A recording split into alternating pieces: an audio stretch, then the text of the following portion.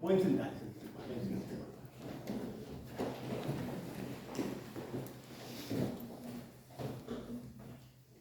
Hay un ícono en la historia de la fe cristiana.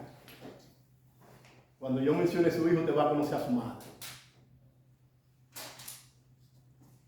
Esa madre es reconocida en la historia como una mujer que intercedió en su tiempo. Una mujer de oración, una mujer de piedad. Ella tenía más hijos, ya tenía 3 hijos, pero ella oraba por uno en particular, porque no sé si que los padres y la madre siempre como que tienen un cariño especial por ese perdido, por ese hijo que está, como decimos nosotros dominicanos, desacatado, que está bien perdido, bien perdido. Entonces, esa mujer de los años 400 después de Cristo, y todavía en el 2021 se habla de la piedad de esa mujer. Esa mujer es llamada Mónica. Mónica es la madre de Agustín de Hipona. Esa madre oraba todos los días a Dios en oración y lágrima por la salvación de su hijo. Y lo grande es que Agustín era un hombre de verdad bien desacatado. Pero ella oraba constantemente a Dios, una mujer piadosa, con lágrimas y en oración por los hijos. Al extremo que en una ocasión se le acercó a un pastor de su tiempo llamado Ambrosio, y desesperada ya con tanta lágrima y tanta oración por la salvación de ese hijo que ella tanto amaba, Agustín, le dijo a Ambrosio: todos los días derramo mi corazón ante Dios con lágrimas, llanto por la salvación de mi hijo, y él está todos los días peor. Y Ambrosio, mirando la aflicción de esa madre, la quiso consolar con una palabra y le dice: ¿y tú crees que se va a perder un hijo de tanta lágrima? Bueno, al tiempo, Agustín cuenta en sus confesiones que él no sabe si es una visión o fue el niño jugando. Él no está seguro de lo que fue, pero él cuenta que él oía una voz como de muchos niños: toma y lee, toma y lee, toma y lee, toma y lee. Ya tú sabes, ese hombre estaba envuelto en todas las cosas menos Dios. Pero providencialmente leyó en el libro de los Romanos, capítulo 13, versículos 13 y 14, y yo quiero leérselo. Y esa fuera como un examen de su vida. Déjenme leérselo lo que leyó Agustín. Andemos como de día, honestamente, no en glotonería y borracheras, no en lujurias y lascivia, no en contiendas y envidia, sino vestido del Señor Jesucristo. Y no proveáis para los deseos de la carne. Ese texto, el Espíritu Santo obró en el corazón de Agustín, y ese texto trajo la conversión a Agustín. Y muchos sabemos de Agustín que los teólogos y los estudiosos de las Escrituras dicen que en los primeros 1000 años de la iglesia no hubo otro hombre como Agustín de Hipona. Ahora, ¿qué podemos decir?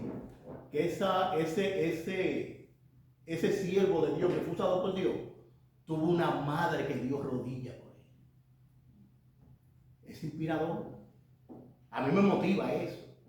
Y qué bueno sería que si, cuando se hable del fin de nuestra vida, seamos reconocidos como personas de oración, como personas de fe, como personas que dejaron un legado. Bueno, Agustín fue grande, pero tuvo una madre que dio rodillas. La Biblia habla de Samuel también. Fue un profeta de Dios, usado por Dios. grandemente el profeta Samuel, pero tuvo una Ana que estaba en el altar dando rodillas por Samuel. Madre, tú puedes orar por tus hijos. Tú puedes orar por tus hijos. Y Dios oye la oración. Y lo vemos, que Samuel fue grande, pero hubo una madre que dio rodillas por ese niño.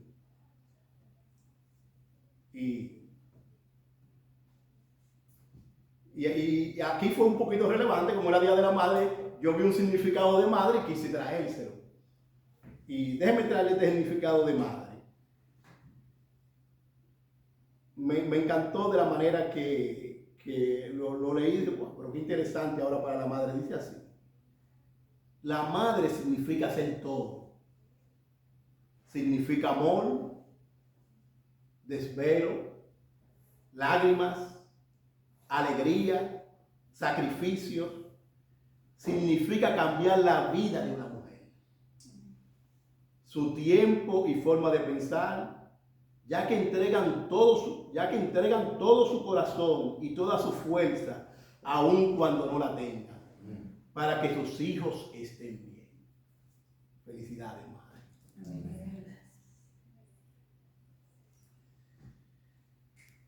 El texto de Mateo 15, 21, 28, encontramos un relato conmovedor de una mujer cananea que busca la ayuda de Jesús para su hija endemoniada. A través de esta historia podemos aprender sobre la importancia de la fe inquebrantable y la persistencia en la oración. El primer texto, el versículo 21, se lo voy a leer, dice así: saliendo Jesús de allí, se fue a la región de Tiro y de Sidón. Siempre me gusta como conocer un poquito el contexto para que le entendamos un poquito como más colores, para dar un poquito más colores, para no hablar del texto a blanco y negro, sino con un poquito de colores. Y quiero hacer un paréntesis ahora en este texto para que entremos en el contexto de la profundidad de todo lo que pasa en esta historia. Y quiero citar al comentarista William Barclay y cito: este pasaje tiene unas implicaciones tremendas. Él era español y por eso usa una palabra tremendas. Aparte de todo lo demás, describe la única ocasión en que Jesús salió del territorio judío. La significación suprema del pasaje está en que prenuncia la salida del evangelio a todo el mundo y nos muestra el principio del fin de toda la palabra. Y es importante entender esta declaración porque nosotros conocemos que Dios, por medio de Abraham, escogió un pueblo para sí, le puso normas, le puso leyes y lo apartó de todos los pueblos para que ese sea el pueblo santo de Dios. Pero posteriormente, el propósito de Dios nada más no era quedarse con ese pueblo, sino alcanzar a todos los pueblos por medio de ese pueblo, que vieran la luz que ese pueblo tenía de la grandeza de Dios, de las obras de Dios, y lo vieran y vinieran otros pueblos a adorarle. Este era el propósito de Dios, no quedarse ahí. Y hago este paréntesis porque ahora muchas personas quieren volver a las tradiciones de ese pueblo, pero personas que no tienen que ver nada con ese pueblo. Y tú lo ves que andan preguntando y dicen: ¿cuál es tu apellido? Para ver si tú tienes alguna conexión con el pueblo judío, porque de ahí es que viene la salvación y todo eso. Y si usted tiene alguna conexión o viene de alguna familia judía, claramente que hubo una ventaja, que fue el primer pueblo que Dios se le reveló por medio de Abraham, que lo podemos explicar en Génesis 12, 1, 3, donde dice la palabra de Dios: pero Jehová había dicho a Abraham: vete de tu tierra y de tu parentela y de la casa de tu padre a la tierra que te mostraré, y haré de ti una nación grande, el pueblo de Israel. Y te bendeciré y engrandeceré tu nombre y seré de bendición. Bendeciré a los que te bendijeren y a los que te maldijeren maldeciré. Pero fíjense ahora como dice el texto terminando: y serán benditas en ti toda la familia de la tierra. Pero el apóstol Pablo, hablando miles de años después, Y vuelvo a citar a Agustín, y Agustín decía que el Antiguo Testamento está revelado en el Nuevo, y en el Nuevo estaba escondido en el Antiguo. Miles de años después, el apóstol Pablo, de esta palabra que dijo Abraham, dice aquí, eso está en Gálatas 3, 8 y 9, dice así, y las Escrituras, haciendo énfasis a la palabra de Génesis, el primer libro de la Biblia, y las Escrituras, previendo que Dios había de justificar por la fe a los gentiles, a los no judíos, dio de antemano la buena nueva a Abraham, diciendo, en ti serán benditas todas las naciones, de modo que lo de la fe son bendecidos con el creyente Abraham. ¿Lo de qué? Lo de la fe. Lo de la fe. Y es sorprendente que vi un video, yo lo mandé al grupo, de una anciana de 88 años con Alzheimer, que le preguntaron si ella sabía el color de su ropa. No. ¿Sabe el nombre de tu hija? No. ¿El nombre de tu esposo? No. ¿Qué comiste? Comida, no sé qué comida. Pero sorprendentemente, cuando le preguntan que si ella conoce a Cristo, bueno, por eso yo digo que la fe es un milagro de Dios, vamos a mirarlo por fuera. Sorprendentemente, ella dice, Cristo es mi Salvador. Y Cristo vive en mi corazón y pronto me llevará a casa. ¡Wow! ¿Qué pasó? ¿De dónde? Bueno, el Espíritu Santo. El Espíritu Santo, ella no se podía acordar de nada, pero se acordaba de su salvación, se acordaba de Cristo. Entonces, nuestra identidad no está en lo que nosotros hacemos, o en el apellido que tenemos, o la conexión que tenemos con alguna acerca de nosotros, que está en conexión con Israel. Nuestra identidad está en Cristo. Amén. Y por la fe, en Cristo y solamente en Cristo. Y es importante entender eso. Mire que un judío escribe en Juan 3:16, porque de tal manera amó Dios los judíos. Al mundo. Y eso es importante, que Dios amó al mundo. Ahora, no negamos que Dios empezó con los judíos. No lo negamos. Hechos 1:8 lo dice. Mateo 28 del versículo 18 en adelante lo dice, que empezó con los judíos. Pero el propósito era alcanzar al mundo entero. Ese es el propósito de Dios. Y por eso dice que de tal manera amó Dios al mundo que ha dado a su Hijo, para que todo aquel que cree, eso es fe, mas tenga vida eterna. Entonces el propósito de Dios nada más no es un grupito. El propósito de Dios es alcanzar al mundo para su gloria.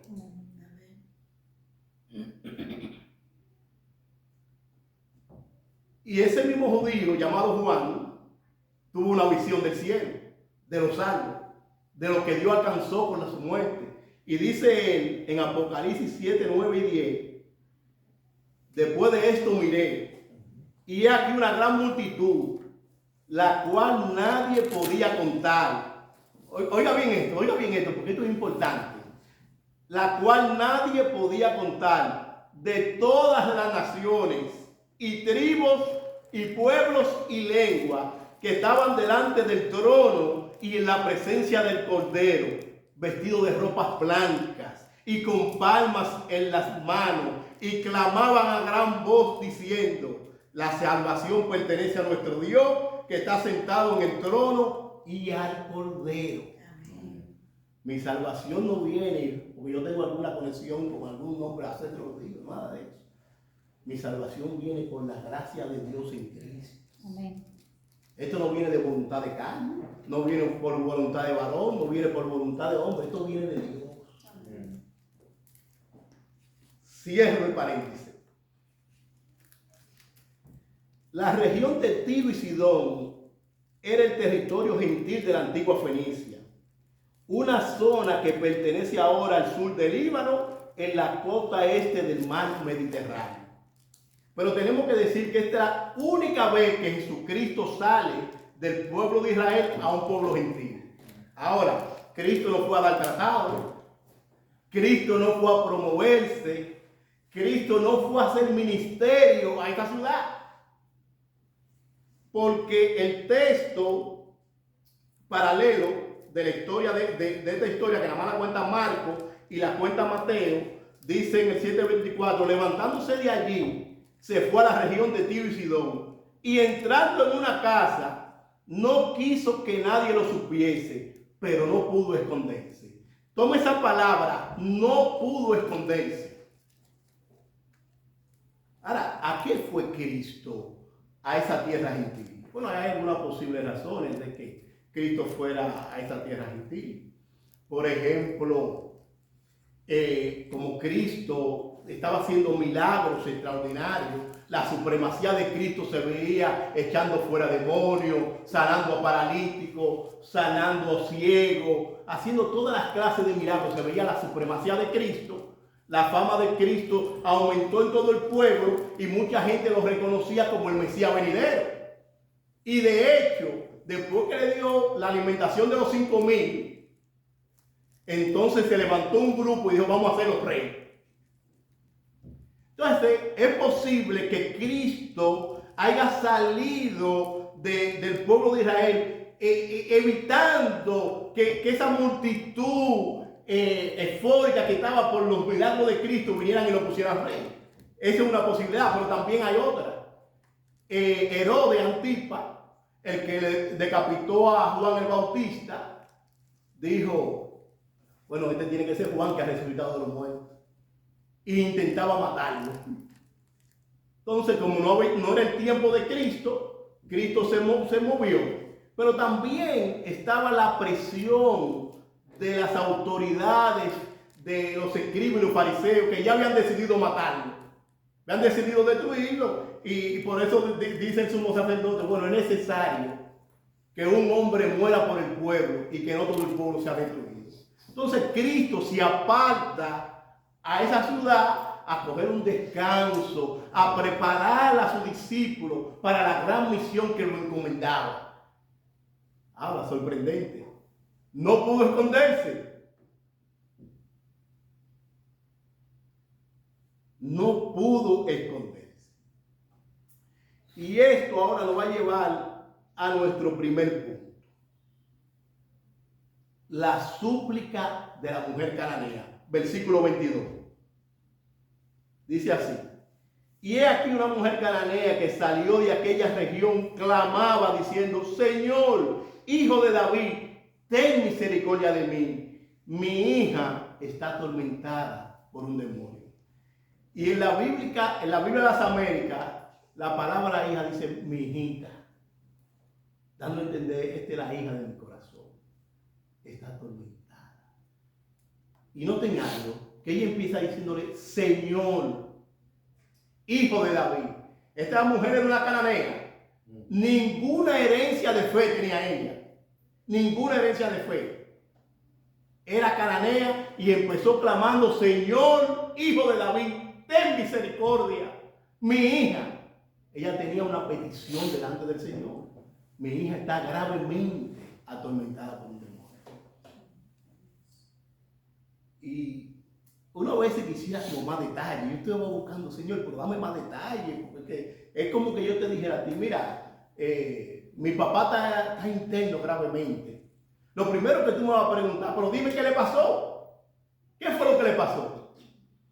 Y me acuerdo que yo hablé en otra ocasión de ese texto. Y yo daba entendido que ya tú conocías la historia de los otros endemoniados y que tú más o menos tenías una idea de lo que estaba pasando esta mujer con su hija. Porque hay otra historia, por ejemplo, cuando Jesús baja del monte de la transfiguración, un padre lleva a su hijo endemoniado a los discípulos y cuando él baja le dice, Señor, he traído mi hijo a tu discípulo y no han podido echar fuera el demonio. El Señor reprende a los discípulos por su poca fe y Cristo le dice, ¿y desde cuándo está así? Desde niño. Entonces él no empieza a contar detalles. Muchas veces lo mete en el fuego, muchas veces lo mete en el agua y luego lo tira en el suelo, lo hace botar puma loca y nos da explicación de lo que estaba pasando ese padre.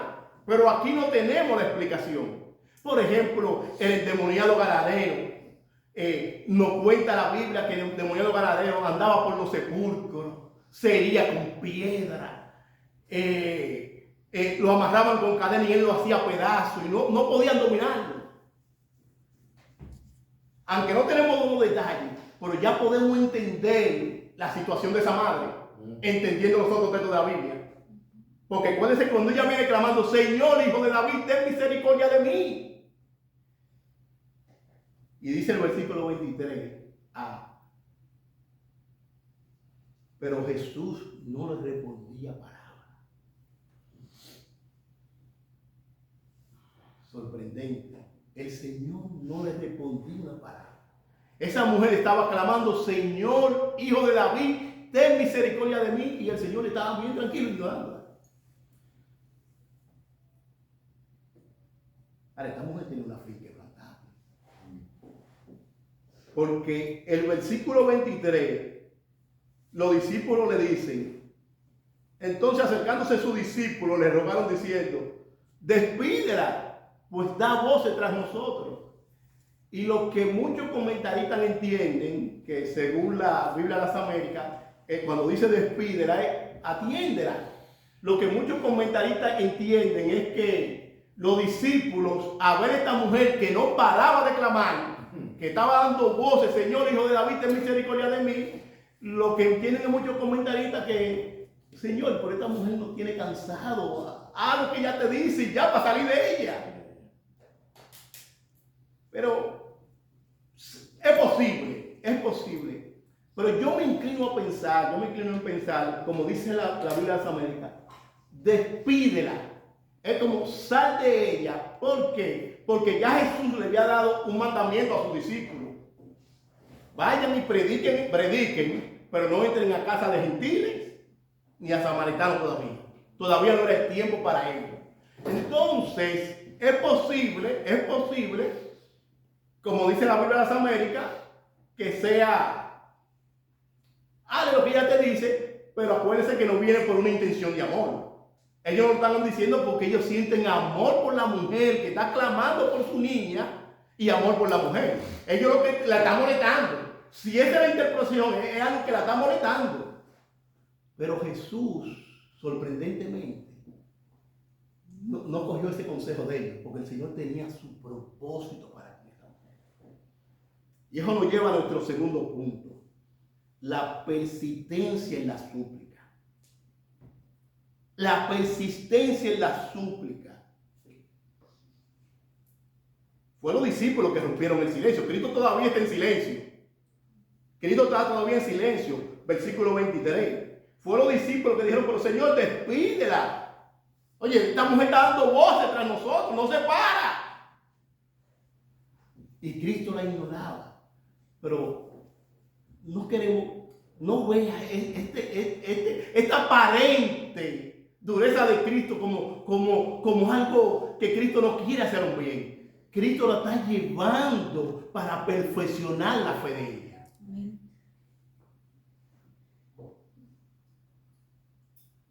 Dice un padre de la iglesia llamado Crisóstomo, hablando de este pasaje, dice él: al hablar de la aparente indiferencia del Señor, el padre de la iglesia primitiva Crisóstomo escribió: el verbo no tiene palabra, la fuente está sellada, el médico se retiene su remedio.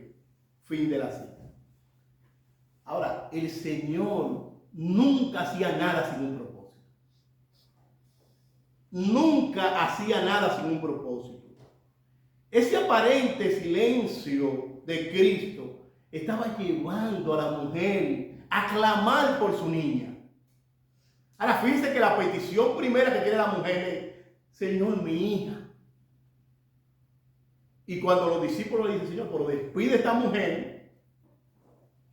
entonces Cristo rompe el silencio y dice, versículo 24, él respondiendo y dijo: no soy enviado sino a las ovejas perdidas de la casa de Israel. Ahora bien, Cristo no le dice, vete. Cristo no le dice, mira, no te voy a hacer nada por ti. Le dice, no soy enviado, sino la oveja perdida de la casa de Israel. Y aunque pareciera dura la palabra de Cristo para la mujer, pero ahora la mujer tuvo la oportunidad de ¿qué? De postrarse ante su Señor. Fíjese lo que dice el versículo 25. Entonces ella vino y se postró ante él diciéndole, Señor, socórreme. Ella empezó, mi hija está gravemente atormentada por un demonio. Pero ahora cuando el Señor rompe el silencio, ella viene y se postra en adoración y le dice, Señor, socórreme. Señor, socórreme. El dolor de su hija era su dolor. Era su hijita de su corazón. Y ella no estaba dispuesto a ceder una pulgada en su súplica. Bueno, esta mujer tenía una fe inquebrantable. Ella no estaba dispuesta a ceder. Ella decía, o es ahora o nunca. Señor, socórreme. Y parecía como el Señor mirándole y dijera, yo voy a ver si tú vas a perseverar ahora. Te voy a tirar una ya para que te vayas.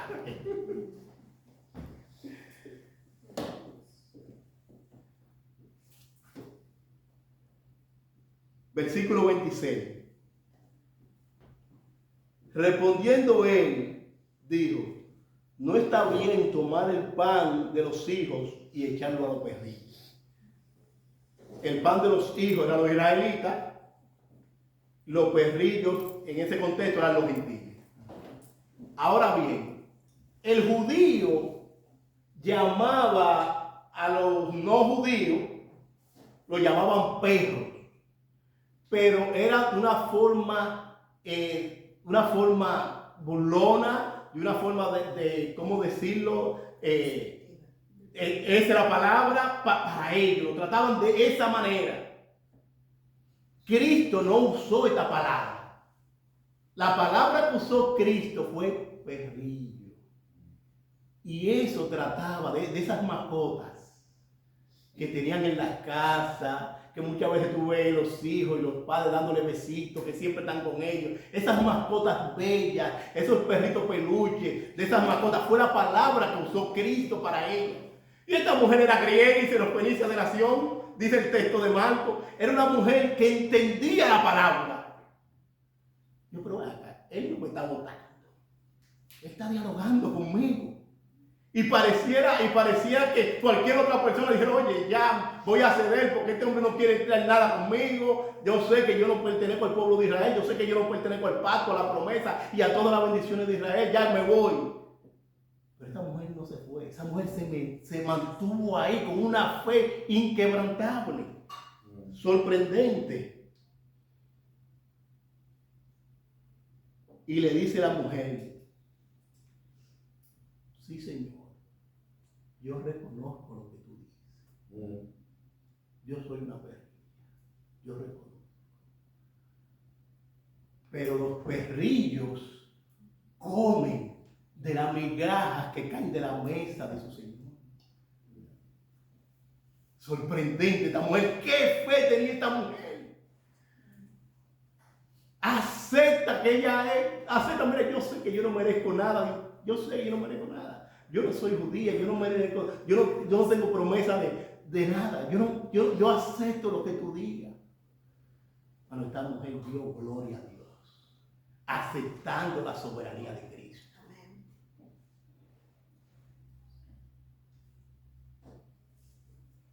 Y eso nos lleva a nuestro cuarto punto. La fe recompensada y elogiada.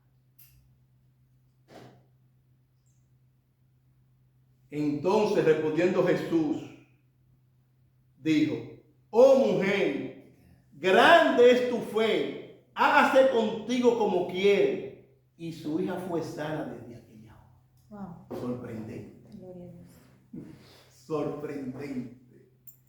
Esta mujer tenía una petición. En el aparente negativo y en el silencio de Cristo, ella se mantuvo clamando: Señor, Hijo de David, ten misericordia. Y nosotros sabemos lo que es misericordia.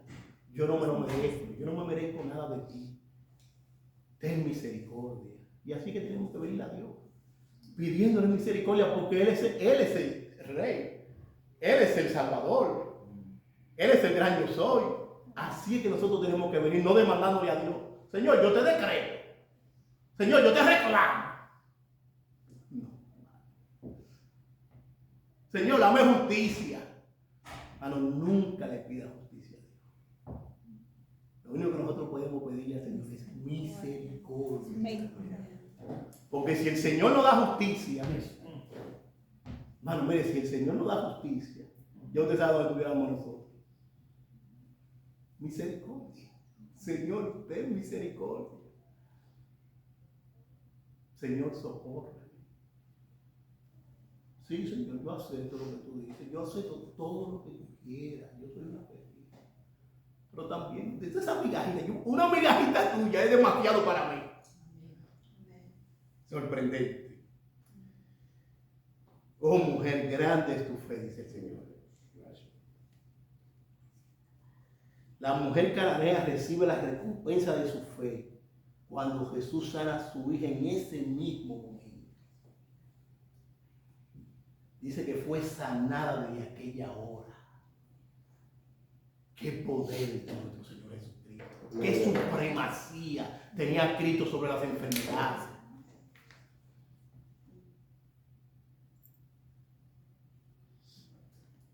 El pasaje paralelo, el de Marcos, dice, en Marcos 7, 29, 30, dice: entonces le dijo: por esta palabra, ve, el demonio ha salido de tu hija.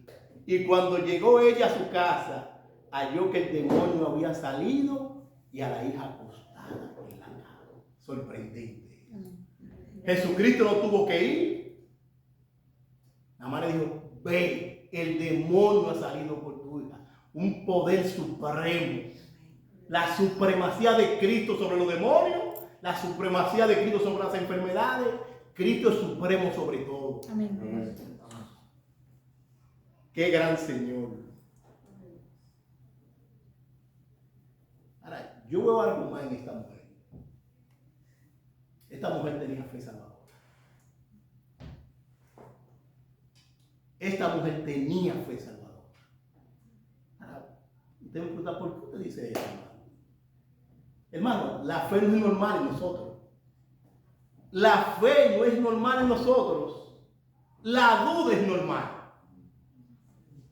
Buscar horizontalmente lo que solo se puede recibir verticalmente no es normal. Nosotros siempre estamos buscando de una manera horizontal lo que solo puede hacer Dios. Entonces, esta mujer se mantuvo ahí en Cristo con esa aparente negativa. Hermano, tenía que tener una fe salvadora.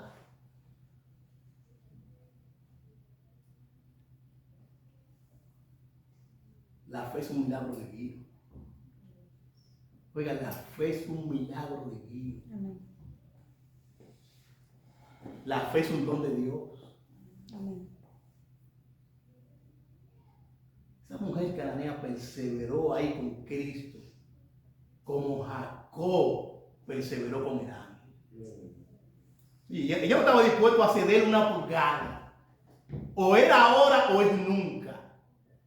Jacob se mantuvo ahí con el ángel: si no me bendice, tú no te vas a ir. Mano, fue una pelea. Eso fue una lucha tremenda. Pero esta mujer se mantuvo con Cristo. Y Cristo siempre callaba a todos sus adversarios. Pero esta mujer no se dio. ¡Qué madre!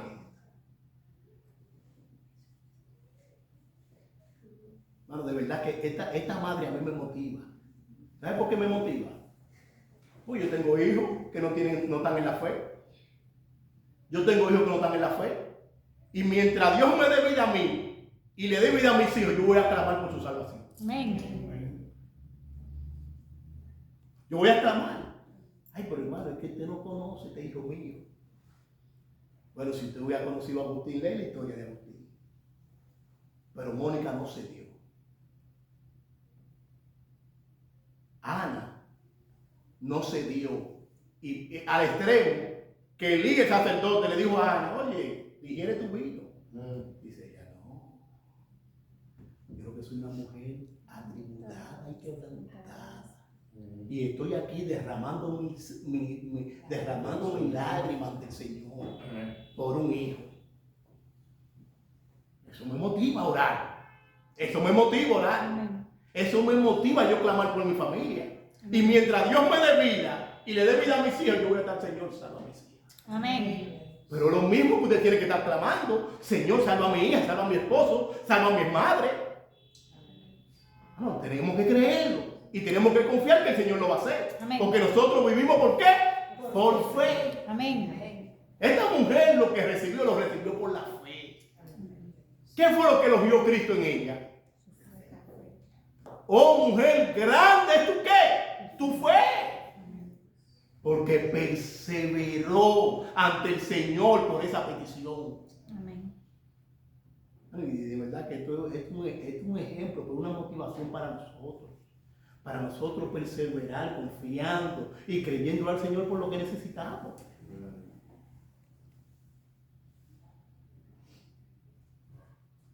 ¿Qué hemos visto acá?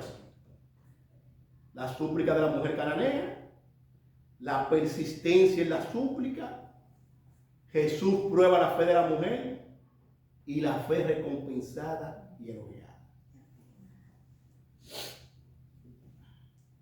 ¿Qué podemos aprender de esta mujer cananea? Yo no sé si usted quiere tomar nota. Yo cogí cuatro aplicaciones y me gustaría que los que tomen nota, lo apuntaran para que saboreen y vuelvan y que Dios nos motive y que nos hable por medio de esta palabra.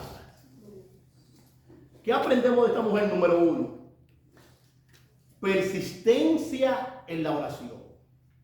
La mujer cananea nos enseña la importancia de perseverar en la oración, incluso cuando parezca que no estamos recibiendo respuesta.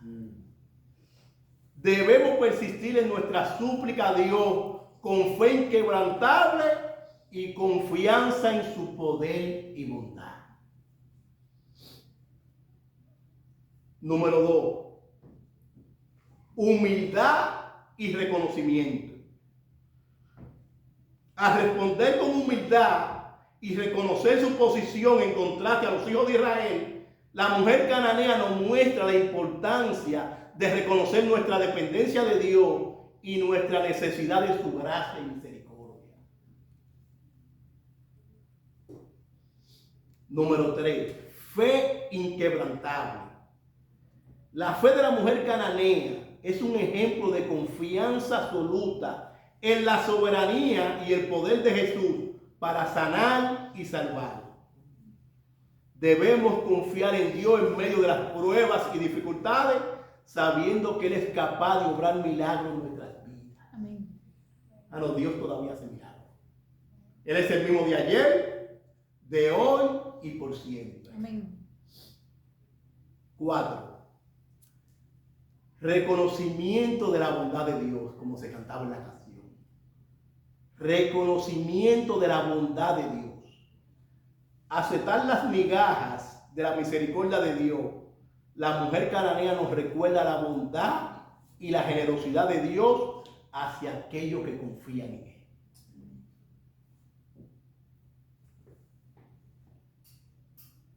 Él. El texto que leyó nuestro hermano Kenny de Hebreo 11:6 dice, pero sin fe es imposible agradar a Dios, porque es necesario que el que se acerca a Dios crea que le hay y que es galardonador de los que le buscan. Y finalmente, ¿qué aprendemos de nuestro gran Dios y Señor Jesucristo?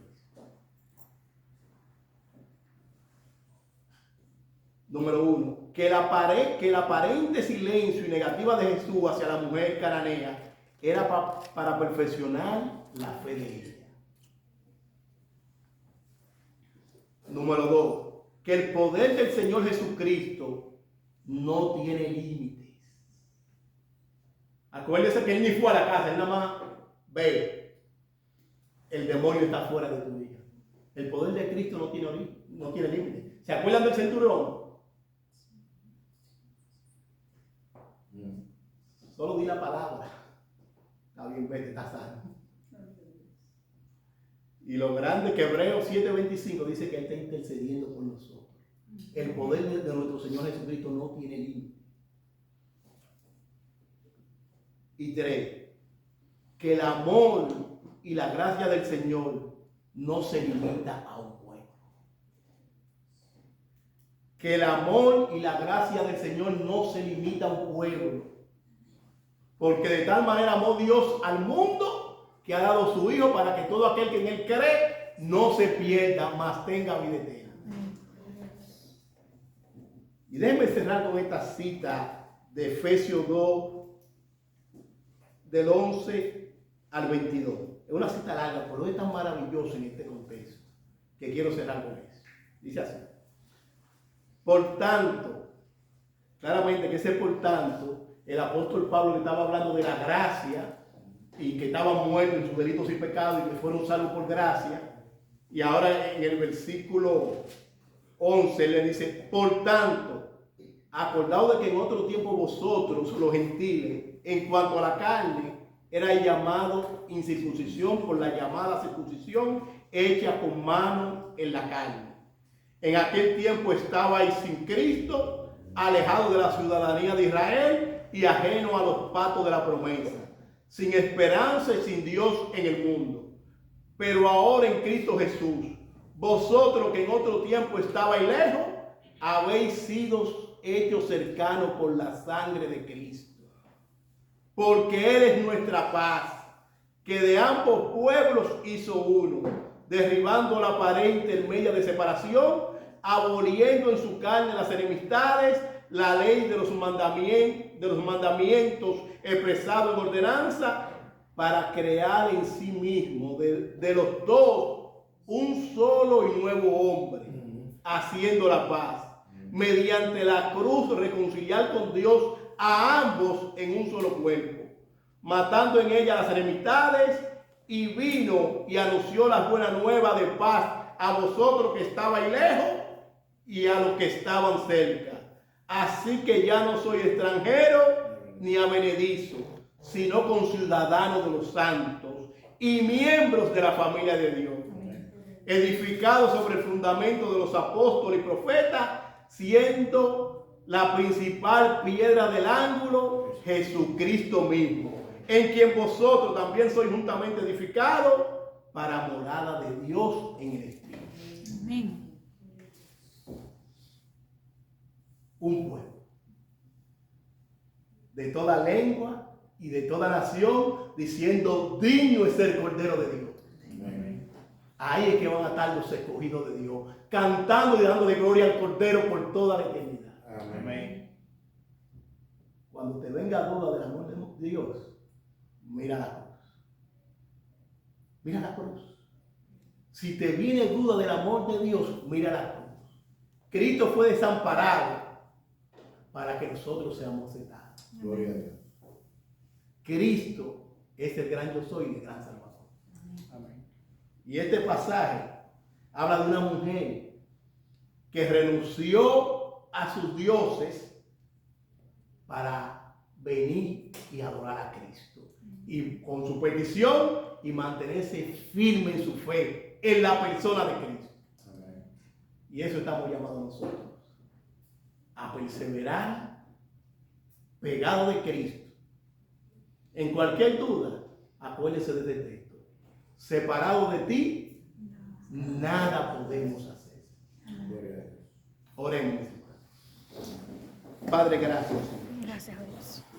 Gracias, Señor, porque esta fe de esta mujer, conociendo su posición, nos ayuda a nosotros a perseverar en ti humildemente, confiando en tu misericordia y en tu gracia, Señor. Que tú uses esta palabra para motivarnos, Señor, a clamar por nuestra familia, por nuestros hijos, por nuestros vecinos. Señor, a clamar y a depender, Dios, de tu gracia para la salvación de nuestra familia. Gloria. Señor, ayúdanos a ser mujeres y hombres de oración. Que si seamos reconocidos, que seamos reconocidos por tu piedad, Señor. Que tu Espíritu Santo nos ayude y nos motive a perseverar creyendo como esta mujer perseveró. Gracias a Dios por tu palabra. Gracias. En el nombre de Jesús. Amén.